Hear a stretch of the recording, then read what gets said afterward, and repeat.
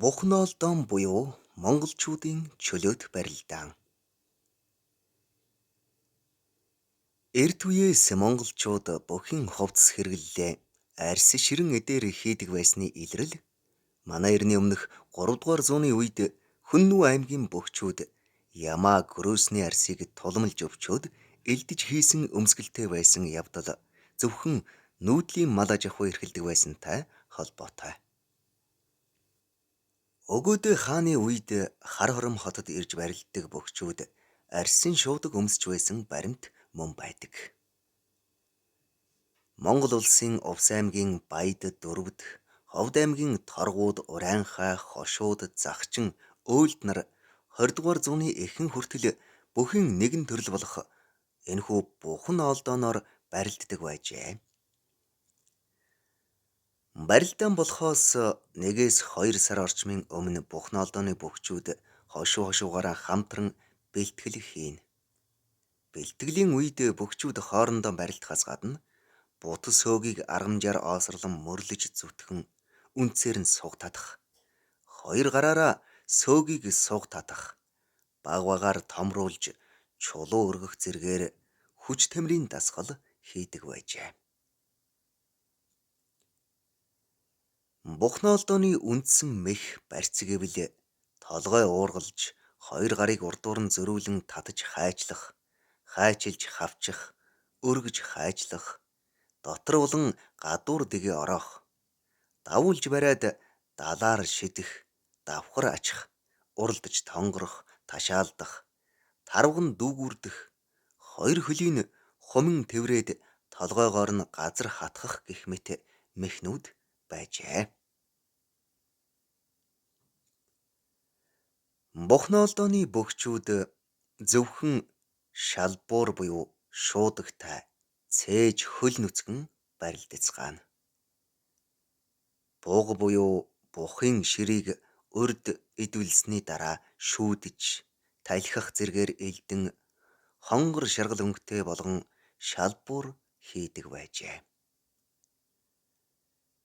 Сүүлийн үед халаг мэх сэрхэн арьсаар шалбуур хийдэг болсон байна. Шалбуур нь хийц хэлбрээрээ одоогийн үндэсний бүхэн шуудагтай их ойролцоо өмсгөл юм.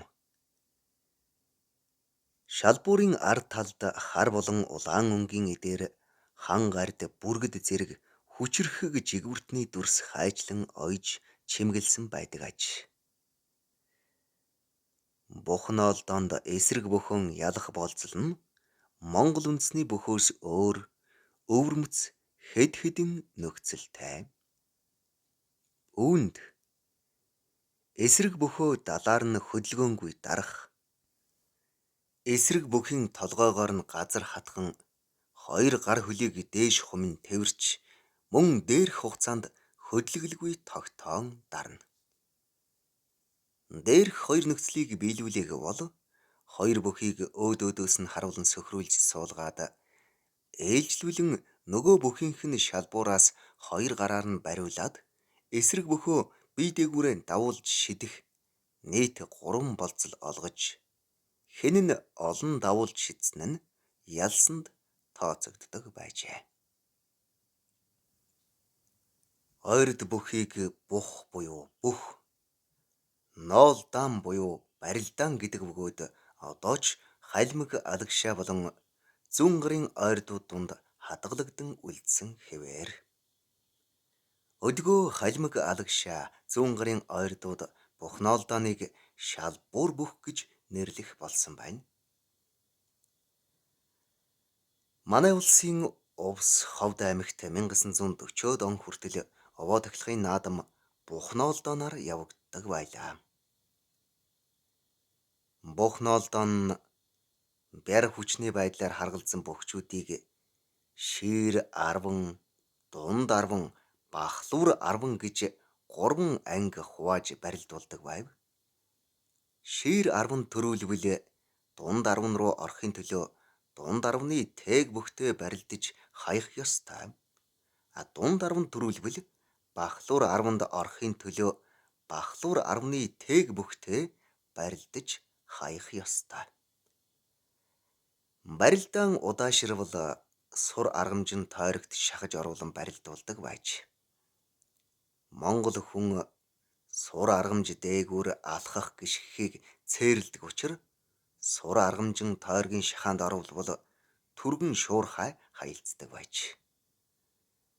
Увсынхан бусгах мэхийг даамгай хийдэг нь Бухнолдоноос ирэл тайм. Бухнолдооны өмсгөл нь гэвэл тэмээний арьсаар үдэж хийсэн шуудаг эсвэл ямбууг давхарлан ширж ойсон богино шалбур өмсөн барилдцгаадаг. Барилдааны дүрм нь бөхчүүдийн толгой биеийг бар ирвсийн арьсаар бүрхэж, царайг нь өөр хооронд нь харуулдаггүй ёстой. Бар ирвсийн арьс нөмөрсөн бөхчүүдийг засуулууд барин дэвжээг тойруулж, нутаг бус алдар нэрийн дуудан цоллох зуурт өнөөх бөхчүүд бар ирвсийн дуугаар хүрхэрч, учраа бүхийнхөө зүрхийг үхүүлж, наадамчин олны сэтгэлийг баясгадаг байжээ. Ингээд бар ирвсийн арьсыг засуул авч бөхчүүдийг тавихад бар ирвсийн харайлтаар үсрэн дэлж, хоёр бинээ тосон барилцаж, эр бяр, урам мэх, үнэн хүчээ үзэлцэн барилдаж, өрсөлдөгчөн газар унган, хоёр далаар нь дарж, цээжин дээр нь өвдгөлснөөр ялалт авах ба заавал 3 удаа барилдах дүрмтэй. Гомдолгүй 3 гэдэг үг үүнээс үүсчээ.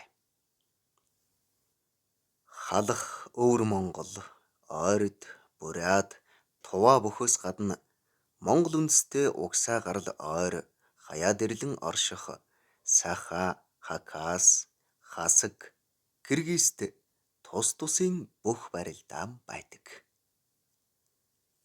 Хасаг, Киргиз, Хакас бүх барилдаан ойрдын Бухнолдоонтой тун төстэй. Харин Сахагийн Хавсагай ойрд бурайдууд шиг шуудагтай, шалбууртай барилдах ба дүрм нь туваа бөхтэй адил байдаг. Энэхүү зурган дээрх Бухнолдооны шалбуур бол Увс аймгийн музейд ганцхан байдаг Бухнолдооны шалбуур бөгөөд Арбанбаядын Баатар Бэйсийн хошуу, одоогийн Увс аймгийн Хяргал сумын малчин ард Очрын Түгж гэдэг хүний өмсч хэрглэж байсан шуудаг буюу шалбуур юм аа.